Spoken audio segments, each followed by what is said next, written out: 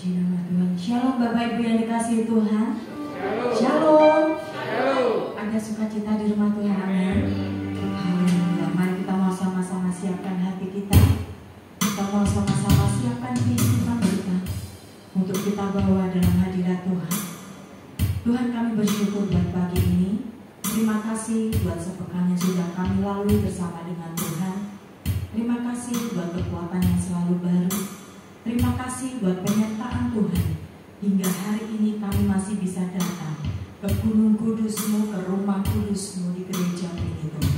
Terima kasih Tuhan. Kami rindu memberi yang terbaik bagi Tuhan. Pujian kami, pengagungan kami hanya kepada Allah yang hidup, Yesus Kristus Tuhan. Haleluya.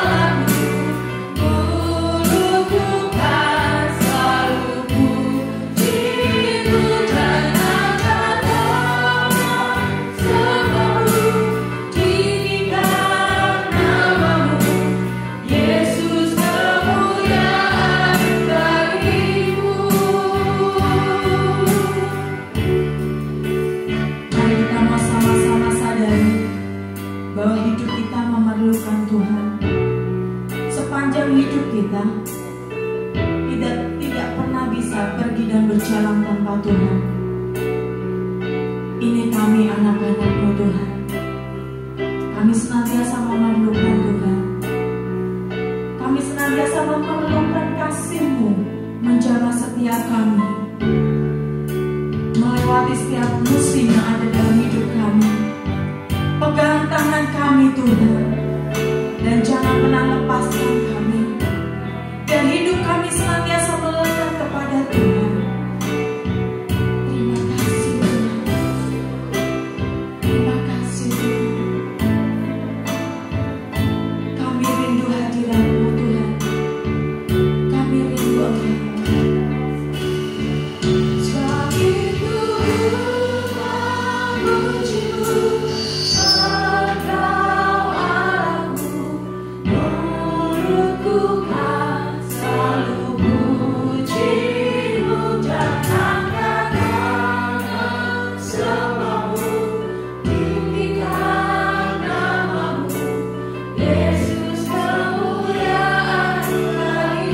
Mari jemaat akan pujian ini.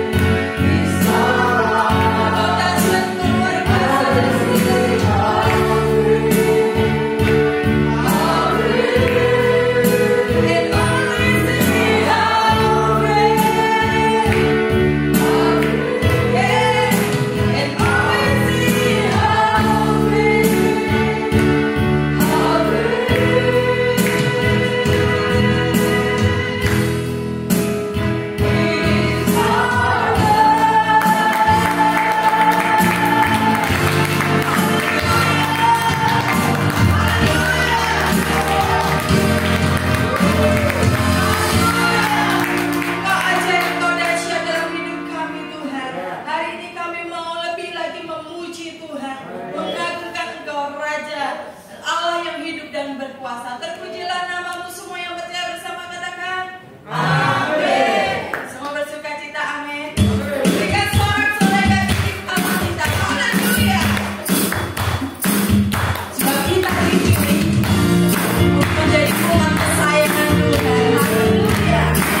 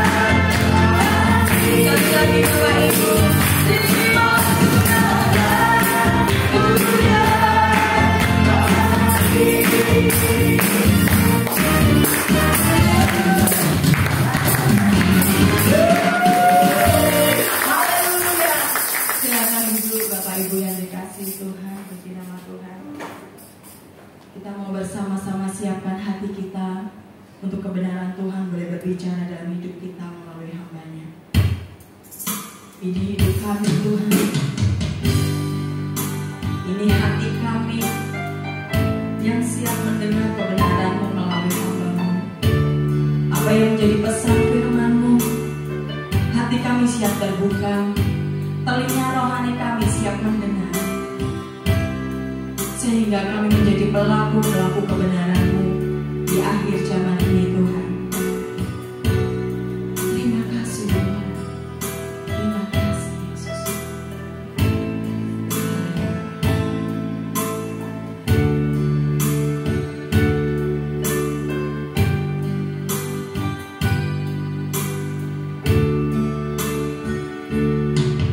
Kita tahu sampai kapan hari hidupku, akhir hayat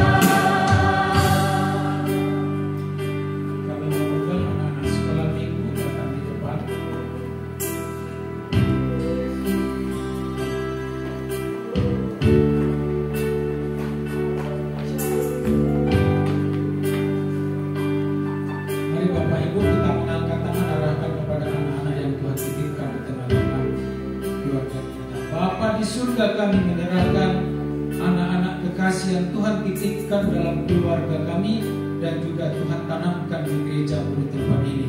Kami mau mendidik anak-anak ini dalam kebenaran, supaya ketika mereka dewasa nanti mereka menjadi anak-anak yang takut akan Tuhan. Kami berdoa supaya Tuhan menolong mereka bertumbuh di dalam iman, pengharapan dan kasih kepada Kristus. Dalam nama Tuhan Yesus kami berdoa dan menyerahkan mereka dalam tangan Tuhan Allah yang menolong mereka dan menuntun mereka. Bahkan guru sekolah minggu yang mengajar Tuhan urapi, Tuhan kuduskan dalam nama Tuhan Yesus. Haleluya. Amin.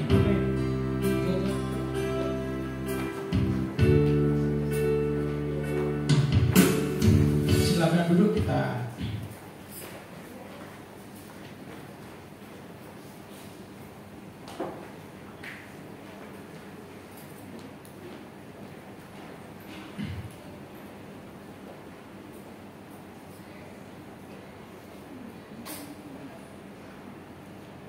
Saya 2 kali diundang, ada 2 gereja yang mengundang saya dan gereja yang berbeda. Dan karena saya sudah mengerti kebenaran, lalu saya lupa latar belakang gereja ini, saya berkembang menyampaikan sesuai dengan yang biasa saya sampaikan. Lalu gereja yang pertama itu antusias dan senang sekali dan pendetanya juga mengucap syukur. Namun gereja yang kedua, jemaatnya semuanya senang dan sukacita dan mereka dikuatkan. Namun pendetanya yang gusar karena merasa bahwa yang saya sampaikan itu tidak sesuai dengan doktrin yang biasa mereka terima. Dan saya tidak tahu apakah dia tidak mengerti. Dan setahu saya dia sudah tahu kalau saya bergabung dengan GSKI. Tetapi mungkin dia lupa bahwa saya harus menyampaikan suara kebenaran dan dia tahu itu tidak sesuai dengan doktrin denominasi mereka. Dan sepertinya dia menyesal mengundang saya, tetapi saya tidak apa-apa.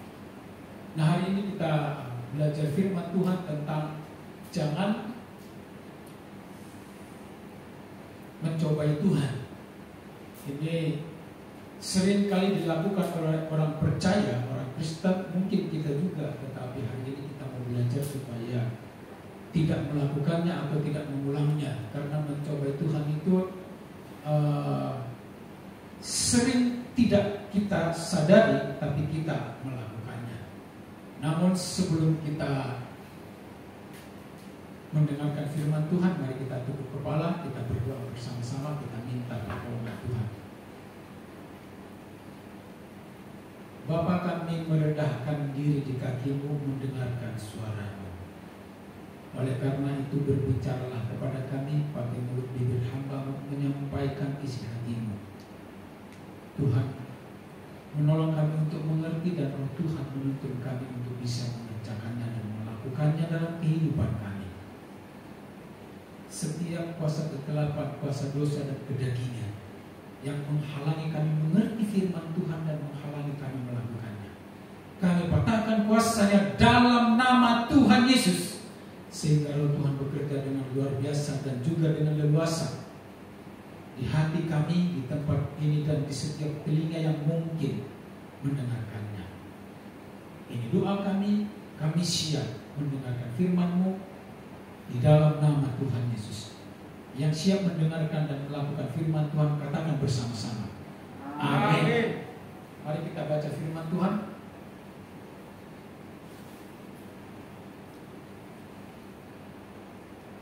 Ya, Bapak Ibu baca yang di stabilo, saya membaca ayatnya yang ganjil. Kita mulai. Yesus yang penuh dengan Roh Kudus kembali dari sungai Yordan, lalu dibawa oleh Roh Kudus ke padang gurun.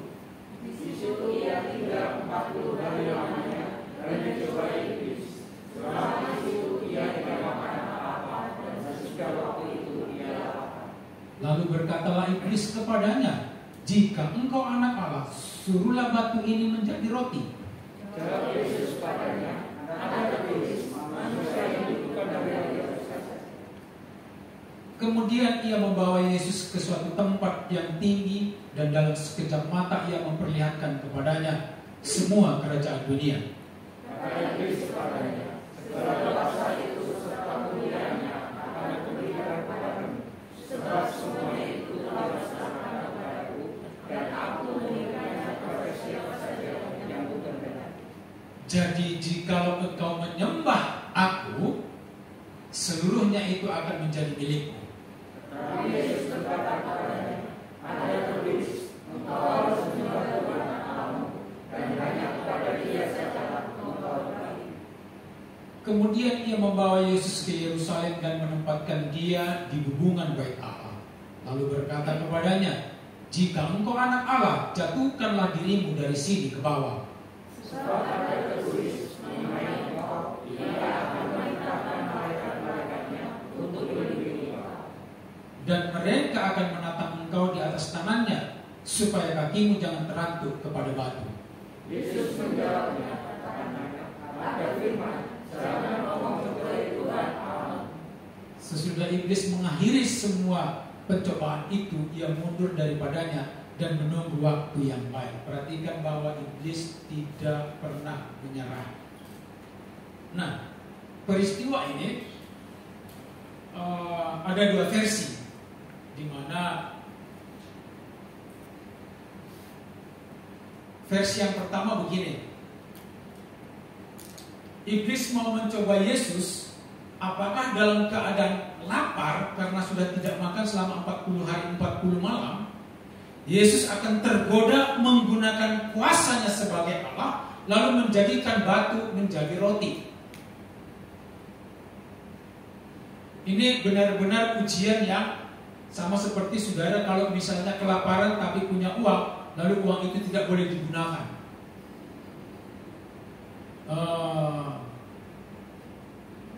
Keinginan untuk menggunakannya itu pasti sangat kuat. Nah, tetapi kita di sini akan melihat dari sisi yang berbeda.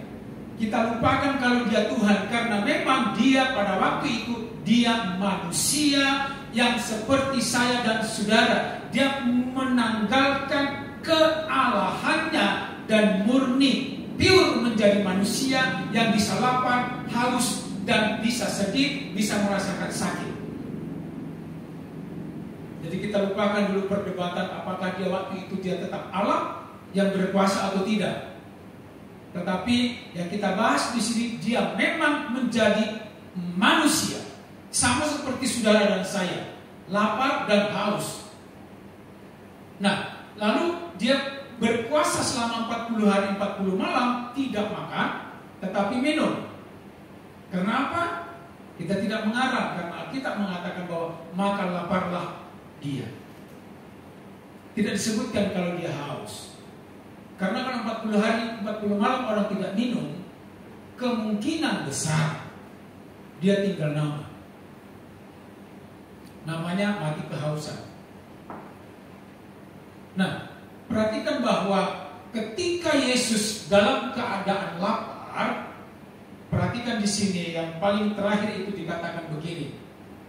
Karena iblis pun menghafal firman Tuhan, lalu menggunakan itu untuk mencobai Tuhan. Lalu terakhir dia bilang begini, ada firman, jangan engkau mencobai Tuhan Allah. Nah, kita akan belajar bagaimana mencobai Tuhan Allah. Apa itu mencobai Tuhan? Nah, mencobai Tuhan ini pengalaman umat Israel ketika mereka di padang gurun. Dikatakan begini, setelah mereka berangkat dari Elim, tibalah segenap jemaah Israel di padang gurun Sin yang terletak di antara Elim dan gunung Sinai. Pada hari yang ke-15 bulan yang kedua sejak mereka keluar dari tanah Mesir, di padang gurun itu bersungut-sungutlah segenap jemaah Israel kepada Musa dan Harun dan berkata kepada mereka, perhatikan, kami mati saja di tanah Mesir oleh tangan Tuhan ketika kami duduk menghadapi kuali berisi daging dan makan roti sampai kenyang. Sebab kamu membawa kami keluar ke padang gurun ini untuk membunuh seluruh jemaah ini dan dengan kelaparan. Perhatikan bahwa umat Israel ketika sebelum keluar dari Mesir, mereka sudah melihat bagaimana Allah berkarya dengan 10 tulah mengecualikan umat Israel dan membunuh dan membuat umat Israel, orang-orang di Mesir itu mengalami kutuk terhadap tulah-tulah itu, kecuali umat Israel. Nah, perhatikan, ketika mereka keluar dari padang gurun, itu mereka bukanlah tangan kosong. Mereka Tuhan suruh mempersiapkan diri, membawa bekal. Bahkan mereka membawa rampasan, bukan rampasan, tetapi orang-orang Mesir memberikan perhiasan, makanan dan semua yang diperlukan. Karena orang Mesir pada waktu itu sudah ketakutan, lalu memberikan semua yang mereka boleh berikan sebagai bekal umat Israel. Nah, pergilah secepatnya. Jadi artinya mereka dibekali oleh bangsa Mesir. Lalu bekal itu sebanyak apapun tetaplah habis. Nah, sesudah bulan kedua tanggal 15, katakanlah habis Valentin ini, kemarinnya Valentin ini tanggal 15 kira-kira begitu. Lalu mereka sudah kehabisan bahan makanan.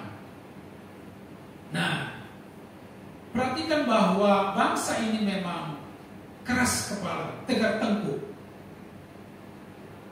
Menyaksikan bagaimana Tuhan memelihara, memimpin dan menjaga. Tetapi berani-beraninya berkata, kalau kami mati tadi di tanah Mesir di tangan Tuhan, ketika kami menghadapi kuali yang ada dagingnya, yang ada satenya, yang ada tongsengnya, yang ada gulainya. Perhatikan bahwa bangsa ini cuma pikir perutnya toh.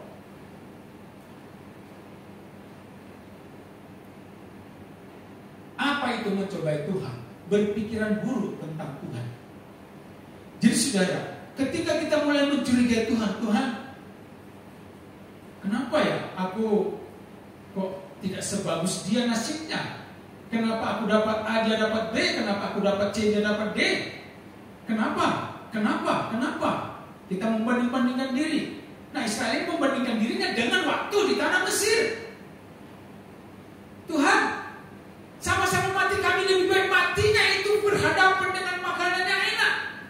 Mereka lupa di Mesir itu mereka menjadi budak dan tidak bisa menyembah Tuhan. Kebanyakan orang gak peduli sebenarnya menyembah Tuhan atau tidak. Yang penting uangnya banyak, makanannya enak, badannya gemuk-gemuk. Lalu mencurigai Tuhan, berpikiran buruk tentang Tuhan. Tuhan, kok begini sih? Apa nggak ada yang lain Tuhan?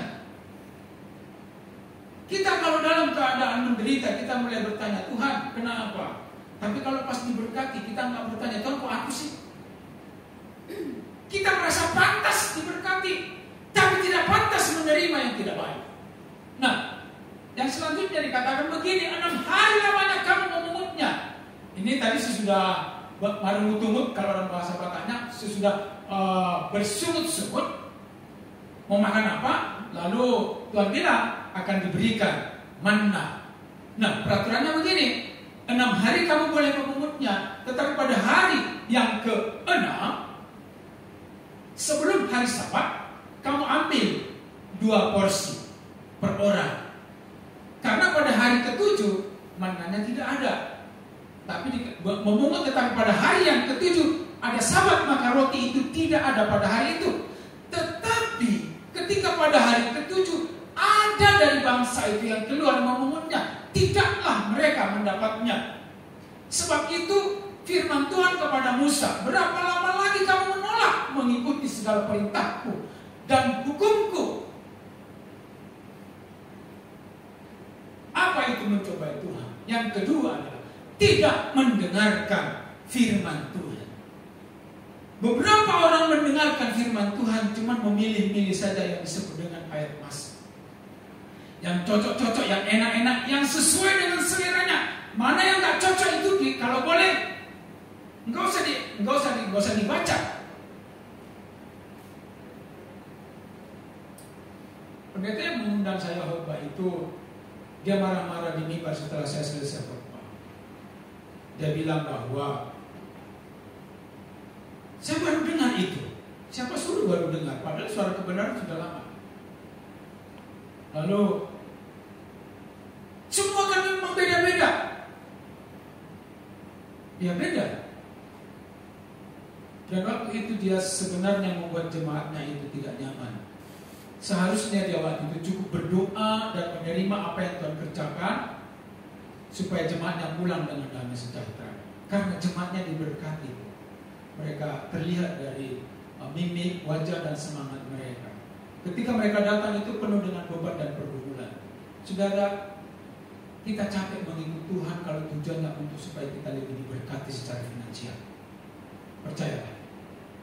Karena tujuan murid-murid juga ketika mengikut Yesus, supaya mereka menjadikan Yesus raja, lalu mereka menjadi menteri-menterinya, itu tidak tercapai.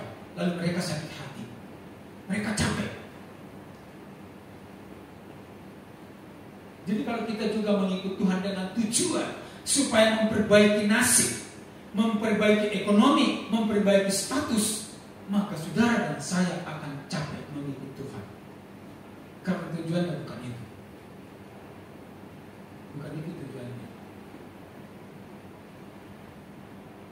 Pak Domingus bilang begini beberapa minggu lalu, Kristus tidak mati untuk menyembuhkan bisul. Kalau diingat baik-baik, Kristus tidak mati untuk menyembuhkan penyakit kanker. Tapi kok bisa didoakan dalam nama Yesus sembuh? Iya. Tetapi tujuannya bukan itu. Tetapi efek samping dari bilur-bilur Yesus, engkau bisa sembuh secara fisik juga. Tetapi tujuan utama kematian Yesus di kayu salib adalah supaya engkau sembuh dari dosa. Karena kutuk dosa tak bisa dibayar dengan apapun kecuali kematian Kristus di kayu salib. Engkau bisa dibawa ke Karyadi. Saya pastikan itu. Amin. Jadi jangan dikit-dikit bisul, panggil pendeta, panggil penatua, doa puasa, teriak-teriak dalam nama Yesus. Gak apa-apa sih, cuman yang paling penting adalah sebelum didoakan, tanya dulu orang ini sadar gak bahwa dia membutuhkan pengampunan dosa dari Tuhan. Karena tujuan kita hadir di dunia ini, tujuan Kristus juga menebus kita, bukan supaya kita berubah nasibnya. Maksudnya nasib di bumi itu.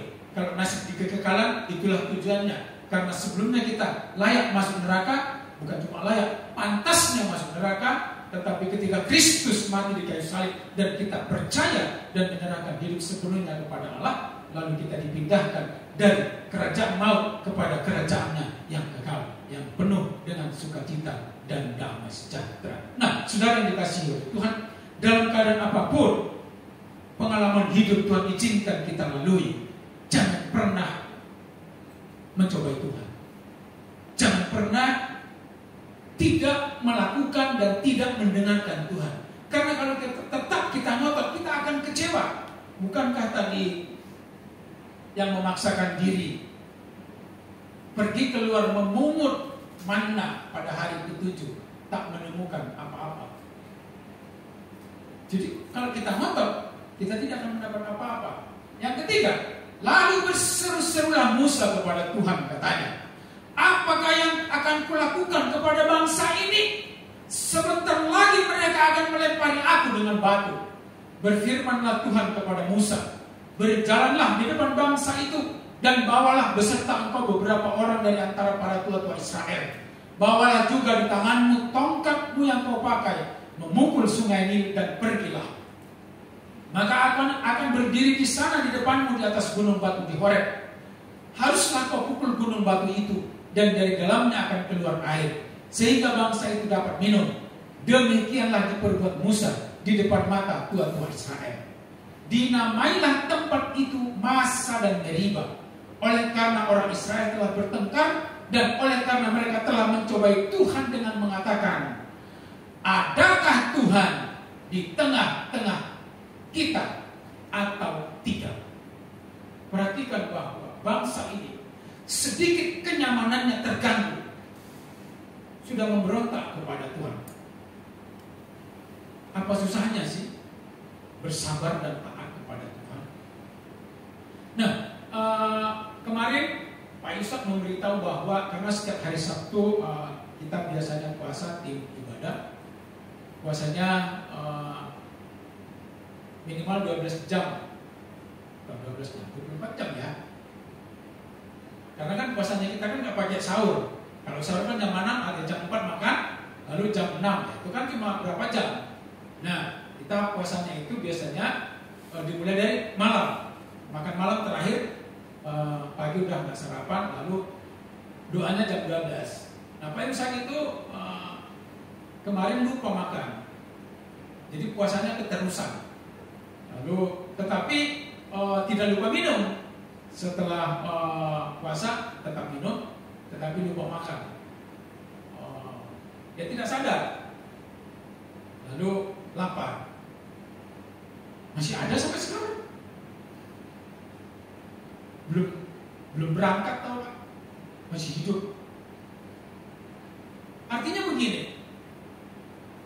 Ada kalanya kita Tuhan izinkan mengalami pengalaman-pengalaman yang kurang menyenangkan, meskipun itu akibat perbuatan kita, tetapi ingatlah bahwa Allah pun hadir di sana. Jadi jangan pernah menyanyikan lagunya siapa itu, Julius Sitanggang, Tuhan masihkah kau mendengarkan doaku. Itu bukan lagu rohani saudara, meskipun banyak orang mengira itu lagu rohani, karena ada kata doanya. Jangan pernah meragukan Tuhan hadir atau tidak. Dia hadir. Dia hadir di sini. Dia melihat saudara, melihat hati saudara, pikiran saudara. Dia tahu kalau saudara pas dengar khotbah ngelantur ke sana kemari, Tuhan tahu. Saudara jangan pernah berpikir bahwa Tuhan tidak tahu. Tuhan tahu. Karena kalau kita meragukan kehadiran Tuhan, maka kita sama dengan mencobai Tuhan. Perhatikan. Telah mencobai Tuhan dengan mengatakan, adakah Tuhan di tengah-tengah kita atau tidak? Kalau kita meragukan kehadiran Tuhan, artinya kita mencobai Tuhan. Nah, kalau kita mencobai Tuhan, apa akibatnya? Perhatikan. Sebab Tuhan telah berfirman tentang mereka, pastilah mereka mati di padang gurun. Dari mereka itu tidak ada seorang pun yang masih tinggal hidup selain dari Kaleb bin Yefune dan Yosua bin Nun. Perhatikan bahwa semua tukang mengeluh tadi yang kerjaannya minta mati aja. Bukankah ketika mereka mengeluh, ngomongnya, kenapa Tuhan tidak membuat kami mati saja di padang gurun? Kalau matinya di padang gurun, kenapa nggak matinya di Mesir saja? Mati sambil makan gitu loh, keren gitu maksudnya.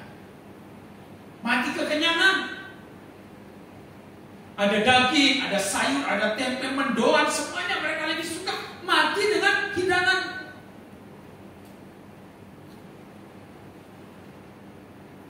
Bapak Ibu yang dikasihi Tuhan, jangan pernah mengucapkan kata-kata yang tidak perlu meskipun dalam keadaan kita dalam keadaan susah. Jangan pernah. Karena perkataan kita itu akan menghukum kita. Apakah Tuhan menyukai mereka mati? Tidak, mereka yang minta. Masih ingat kenapa ini menjadi beda? Ada dua orang di sini, Yosua, Kaleb dan Yosua. Kayaknya nama Yosua di sini puji Tuhan ada 3. Ini dipastikan masuk kerajaan surga. Artinya saudara yang tidak bernama Yosua, cepat-cepat ganti nama. Minimal menjadi Kaleb. Atau jadikan nama kedua, Walpen Kaleb si dapat.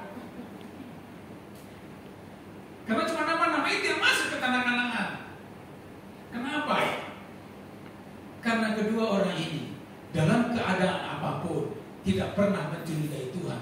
Perhatikan ketika berdua ini adalah salah 2 dari 12 pengintai yang diutus ke tanah Kanaan memata-matai. 10-nya melaporkan, bos, ini hasil dari sana memang penuh susu dan madunya, anggur-anggurnya gede-gede, pokoknya bagus-bagus. Mereka melapor, Lalu setelah melapor itu, lalu mereka bilang begini, bos, di sana itu raksasa semua. Kami melihat bangsa itu adalah bangsa yang memakan penduduknya. Jadi kita nggak mungkin bisa memasuki negeri itu. Perhatikan ini. Ketakutannya menguasai hidupnya, bahkan membesar-besarkan masalah.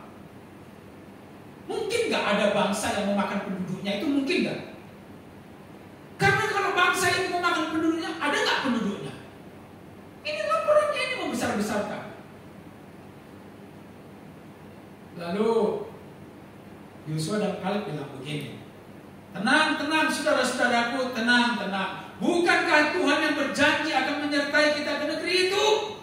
Meskipun ada raksasa, meskipun orangnya besar-besar, meskipun kita seperti belalang dibandingkan dengan mereka. Itu laporan yang ke-10 orang itu. Tetapi percayalah, kalau Tuhan yang mengutus kita, kita akan mengalahkan mereka. Ya, 10 lawan 2. Rapat, voting, sampai kapan pun nggak bisa menang. Betul? Oh, dilemparilah orang ini. Hampir dirajam. Nah, pada saat mereka mau dirajam itu, kalau saudara membaca Alkitab dengan teliti, tiba-tiba awan Tuhan datang. Lalu Tuhan hadir. Ya, acara merajam kedua orang tadi udah gak jadi. Gak jadi, mengapa? Kalau Tuhan hadir, semuanya ketakutan. Itu yang membuat dari semua yang keluar dari Mesir, yang sampai ke tanah Kanaan cuma 2 orang ini. Masa cuma 2 orang toh Pak? Iya. Yang dewasa dari Mesir itu semuanya mati di padang gurun. 40 tahun dibuat Tuhan mereka muter-muter di sana, dibuat keliru-keliru. Saudara yang pengalaman disesatkan oleh Google Map pasti tahu bagaimana rasanya. Nah, anak-anak yang lahir selama 40 tahun di padang gurun itulah yang masuk ke tanah Kanaan. Amin. Amin. Yang gak sempat, yang belum punya waktu mencobai Tuhan. Nah, kita yang sudah tahu akibat mencobai Tuhan ini, perhatikan, mengalami seperti keluhan mereka, selalu minta mati, dimatikan sisa. Tidak sampai ke tanah Kanaan yang berlimpah madu dan susu. Mereka hanya hidup di dalam keluhan. Mereka tidak siap masuk ke tanah Kanaan. Tahu mengapa? Karena memang masuk ke tanah Kanaan itu tidak dihadiahkan. Masuk ke tanah Kanaan itu bukan begini, saudara. Tanah Kanaannya tiba-tiba ada karpet merah, ada penyambutan, teng, silakan, mari masuk. Umat pilihan Tuhan, tanah Kanaan terbuka bagimu. Ternyata nggak seperti itu. Tanah Kanaan itu dikuasai oleh para raksasa. Ternyata perlu berperang juga. Lah orang tadi lapar dikit aja mengeluh kok minta mati, mana bisa disuruh berperang? Amin. Amin. Itulah sebabnya mereka tak sempat, gak diberi waktu. Percuma. Tuhan itu maha tahu. Dia tahu kalau manusia-manusia jenis ini di perutnya cuma banyak keluhan, tidak mungkin mau berjuang.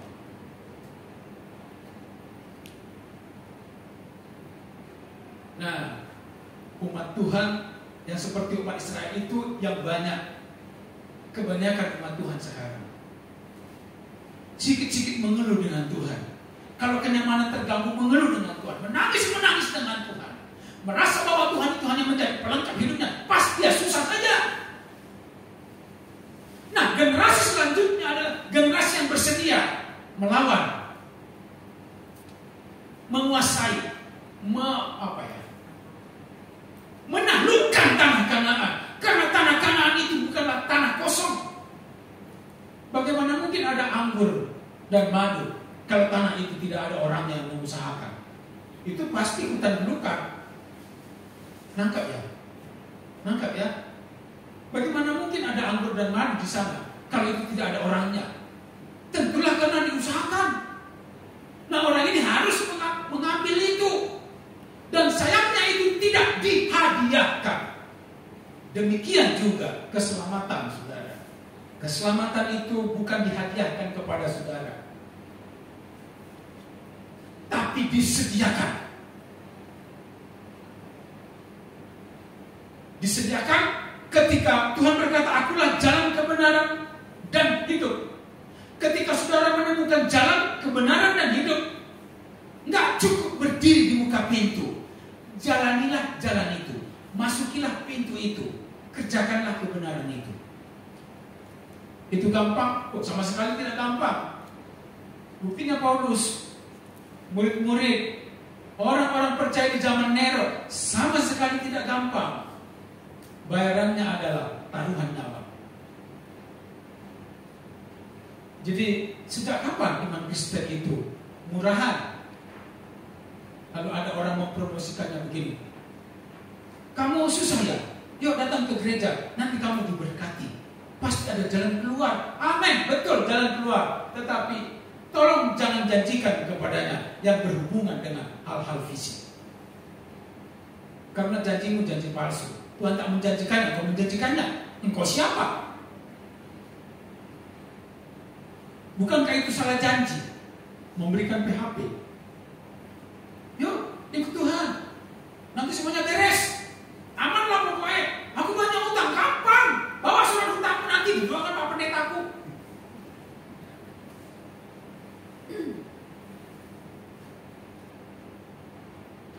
Penyakitan, kapan? Dalam nama Yesus, engkau akan sembuh. Oleh bilur-bilurnya. Yang menjadi masalah, kenapa harus ke gereja? Gak bisa di tempat aja berdoanya.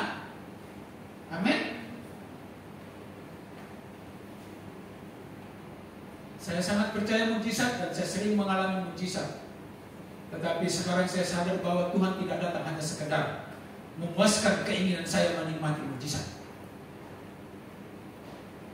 Mujizat itu hanya efek samping ketika kita percaya kepada Kristus. Bahkan kadang-kadang mujizat terjadi tanpa kita minta. Jadi mujizat bukan tujuan kita mengikut Tuhan. Karena kalau itu tujuannya, kita sakit hati. Berapa banyak yang saya dengar orang Kristen bilang begini, saya sudah capek next level. Bayangkan capek next level. Next level seperti apa sih yang dia sedang perjuangkan? Karena ini ada anak sekolah minggu mengeluh, ibuku, bapakku udah capek next level. Kenapa? Udah beri banyak untuk Tuhan, gak dapat apa-apa. Kamu itu beri untuk Tuhan apa mau beli lotre sih?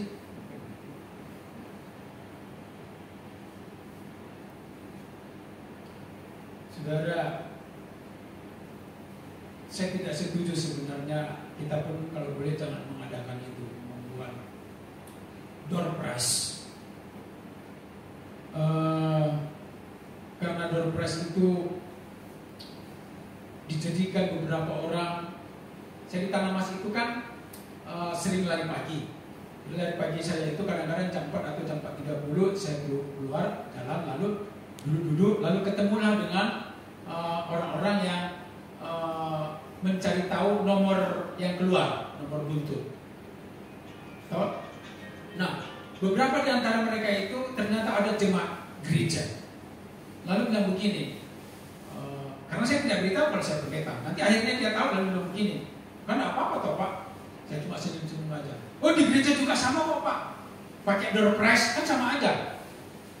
Kita kan dikasih tiket, lalu nanti dipilih siapa yang dapat motor, dapat apa dan seterusnya. Sama aja Pak, saya beli ini kan cuma hiburan. Dapat saya senang, nggak dapat nggak apa-apa, nggak ngaruh. Saudara bayangkan. Saya tidak tahu ini dari mana door prize dibawa ke gereja. Kalau di 17-an masih oke lah, nggak apa-apa. Karena di situ semuanya nggak beriman. Apalagi tujuannya supaya orang datang ke gereja. Coba bayangkan orang datang ke gereja dikasih kupon, di otaknya ini dapat motor. Berdoa, bayangkan ada 50 kupon, semua berharap. Lomba-lomba, imannya paling kuat, bayangkan ini, motor cuma satu.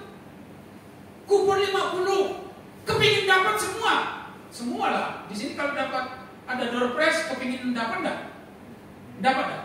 Kepingin? Saudara otomatis kepingin. Enggak dapat. Lah, saudara kasih persembahan. Konsepnya begitu. Dapat 30 kali lipat, minimal 60, 100 kali lipat. Makanya orang bersedia memberikan persembahan. Kalau tujuannya supaya dapat 30 kali lipat minimal, kira-kira orang bersedia nggak memberi? Bersedia? Bersedia. Dan Yusuf Mansur, Ustadz Kondak itu, mempergunakan itu untuk mengumpul kekayaan. Dia berani bilang begini, siapa mau kasih Avanza, pulang bawa Alphard. Itu, saya nggak tahu, mungkin dia niru pendeta yang dilihatnya mungkin. Gak ada dalam Alkitab, saudara, kasih persembahan, nanti Tuhan kembalikan 30 kali lipat, 60 kali lipat, 100 kali lipat. Kalau saudara membaca dengan teliti, yang dimaksud di situ adalah menabur benih. Amin. Dan benih itu adalah firman Tuhan. Jadi kalau kita mendengar firman Tuhan, bertumbuh firman Tuhan itu, dia akan bertumbuh menjadi 30 kali lipat. Bagaimana caranya? Karena saudara diberkati dengan benih firman Tuhan itu bertumbuh dalam hidupmu, lewat hidupmu orang lain diberkati. Karena engkau akan bersaksi lewat hidupmu, lewat ucapanmu, lewat sikap hidupmu, orang lain juga akan diberkati. Berapa orang yang mendengarkan kesaksianmu itu, segitulah banyaknya orang yang diberkati. Tidak ada hubungannya dengan uang. Tak kenapa dihubung-hubungkan dengan uang. Itu saya sampaikan di khotbah beberapa hari yang lalu. Pendetanya murka. Hampir saya nggak disalah.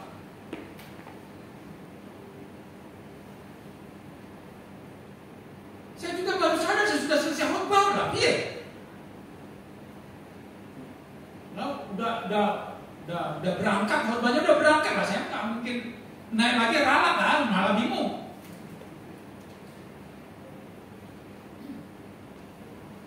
Nah, khotbah begini kan cuma di sini. Saya beritahu kita nggak menjalani persembahan.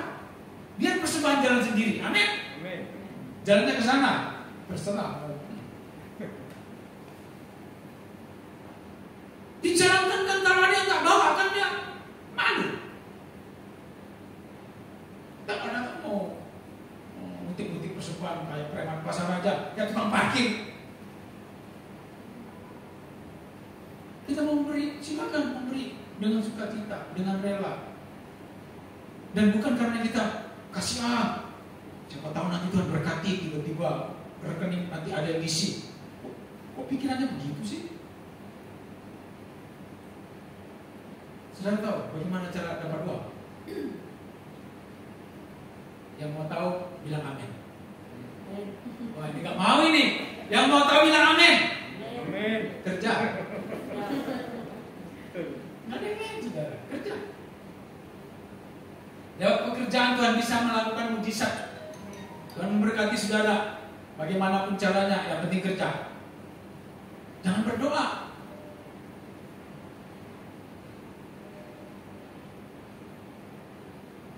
Kalau jangan salah mengerti ya, jangan mengira tidak perlu berdoa. Ada segala sesuatu ada waktunya. Berdoalah pas berdoa, bekerjalah pas bekerja. Jangan pas kerja engkau berdoa, pas berdoa engkau kerja. Saya punya teman dulu mahasiswa di seminari. Ini sangat rohani saudara. Ini kalau penyembahan minimal 2 jam. Lalu satu ketika dia terlambat bangun, dia penyembahan. Kita sudah ujian di kelas sebelah. Dia di asrama. Kebetulan asramanya itu kan beda dinding, cuma sini asrama, sini kelas ujiannya. Kita sedang mengerjakan ujian di sana, di sana masih penyembahan. Haleluya, hurra baba basik karena masakan apa. Setengah jam kemudian dia datang. Kita sudah mau selesai. Dia dapat nilai, bisa menyelesaikan ujiannya enggak? Dia waktu dapat nilai C. Ternyata penyembahan tak bisa menyelesaikan ujian. Amin. Ujiannya ujian, penyembahannya penyembahan.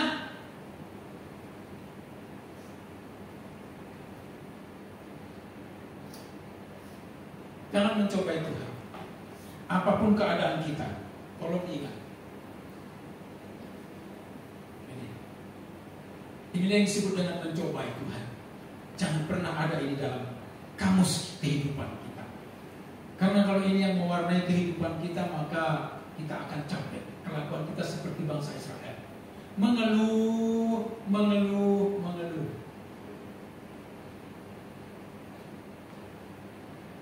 Tuhan hadir di setiap musim kehidupan kita. Bahkan ketika kita tidak melihatnya, Dia hadir. Nah, sekarang untuk melatih saudara, coba lihat ke kiri dan ke kanan. Ada Tuhan? Dia ada. Dia ada di belakang, di depan, kiri, kanan. Kalau kebetulan di samping kiri kananmu ada orang, dia adalah titipan Tuhan dalam hidupmu.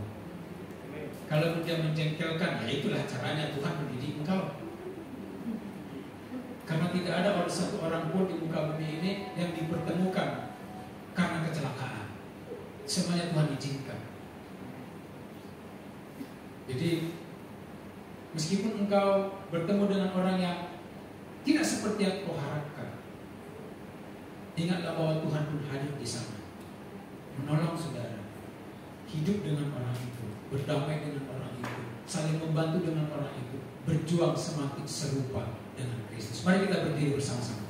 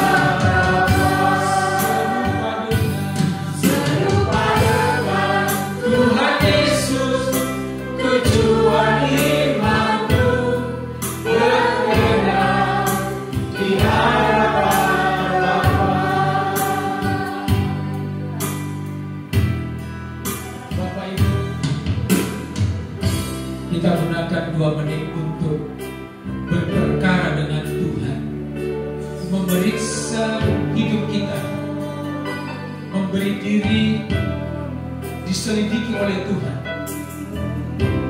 Kalau selama ini kita dalam perbuatan, pikiran, dan tindakan mencobai Tuhan, mungkin kita tidak sengaja, tetapi hal itu menyakiti hati Tuhan. Hari ini kita mari kita bertobat, berbalik, kita berjuang semakin serupa dengan Yesus supaya berkenan kepada Bapa. Haleluya. Oh haleluya. Haleluya.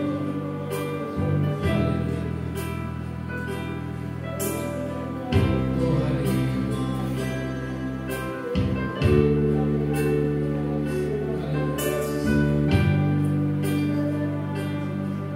Bapak, terima kasih, kami mengucap syukur untuk firman-Mu. Kami berdoa supaya Tuhan menolong kami untuk tidak mengulang perkataan, perbuatan, pikiran kami yang mencobai Tuhan. Ampuni kami Tuhan, ampuni kami. Ampuni kami Tuhan, ampuni kami. Ampuni kami Tuhan. Kami mau bertumbuh dan berubah semakin hari, semakin serupa dengan Kristus. Terima kasih Bapak, terima kasih. Dalam nama Tuhan Yesus kami berdoa. Sebentar kami akan menerima pelayanan perjamuan Tuhan. Layakan dan kuduskan kami Bapak. Kami berdoa kalau ada kami di antara kami yang sakit, yang lemah, yang bersusah hati, Tuhan kami berdoa Engkau bisa menyembuhkan kami, Engkau bisa memulihkan kami, menghiburkan kami, menguatkan kami. Tetapi yang paling penting Tuhan, kami mau supaya kami disembuhkan dari dosa kami. Dalam nama Tuhan Yesus. Terima kasih Bapak. Ini doa kami. Kami siap menerima pelayanan perjamuan Tuhan. Layakan dan kuduskan. Haleluya. Yang siap menerima pelayanan perjamuan Tuhan, katakan bersama-sama. Amin. Silakan duduk, saya minta.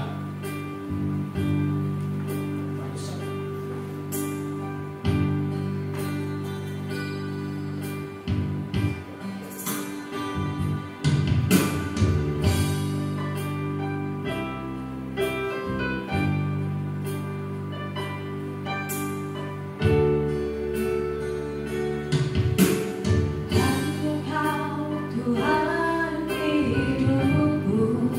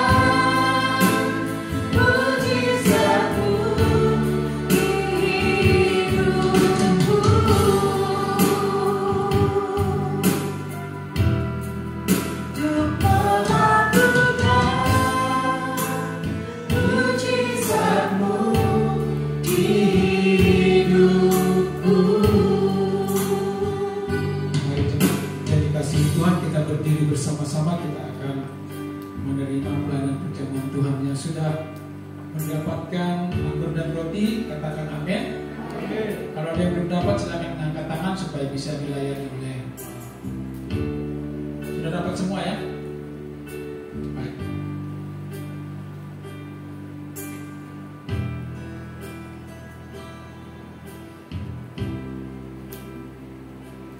Mari kita mengangkat roti perjamuan di tangan kanan kita dan kita mendengarkan firman Tuhan.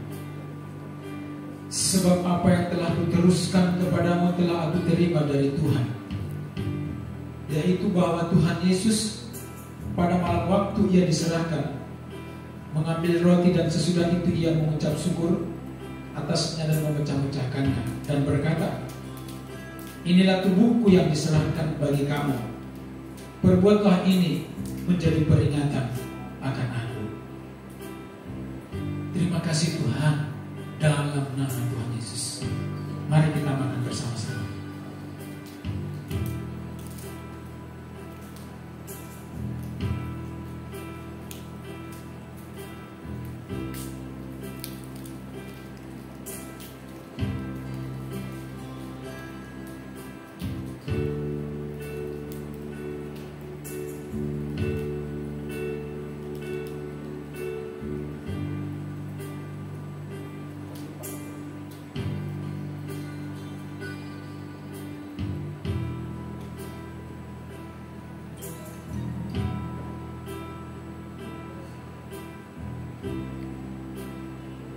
Mari angkat anggur di tangan kananmu dan angkat tinggi-tinggi. Dengarkan firman Tuhan. Demikian juga ia mengambil cawan sesudah makan lalu berkata, cawan ini adalah perjanjian baru yang dimeteraikan oleh darahku. Perbuatlah ini setiap kali kamu meminumnya dan menjadi peringatan akan aku. Dalam nama Tuhan Yesus, mari kita minum bersama-sama.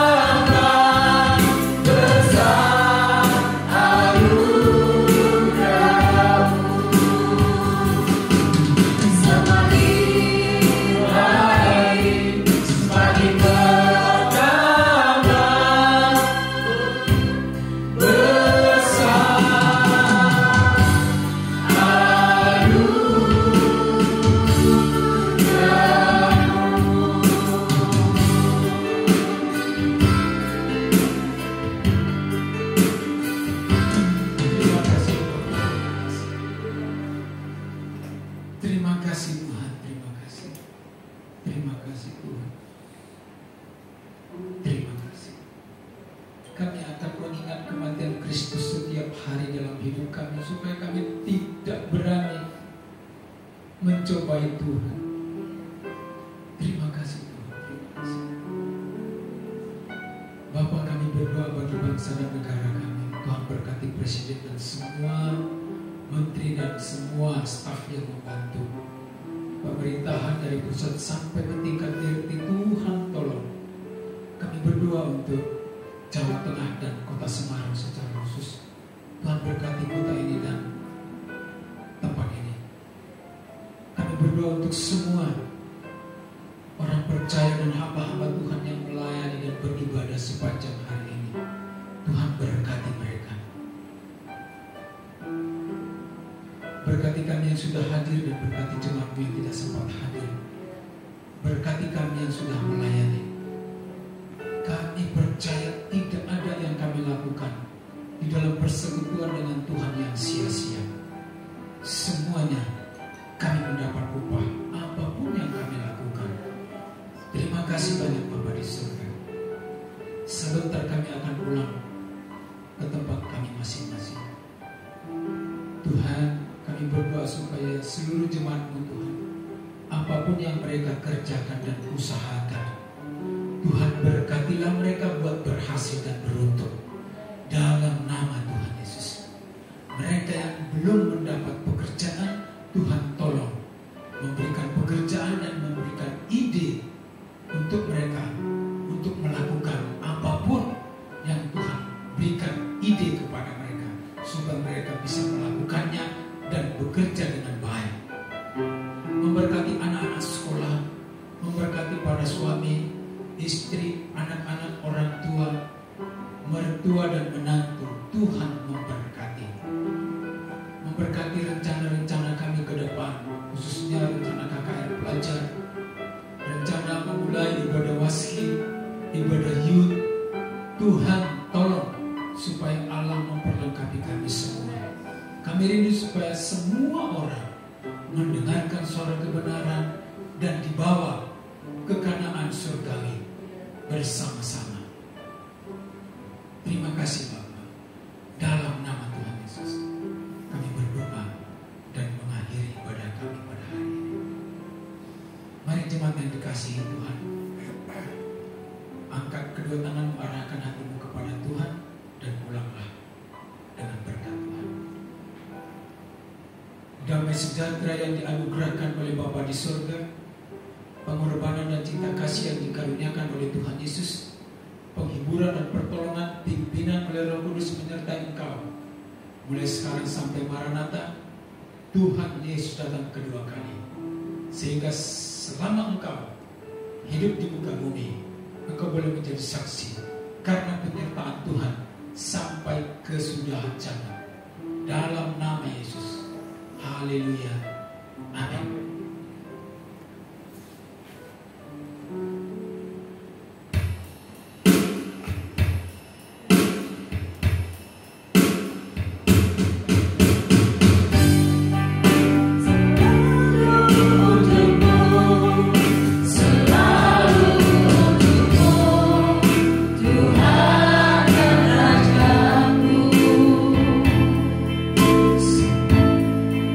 Semua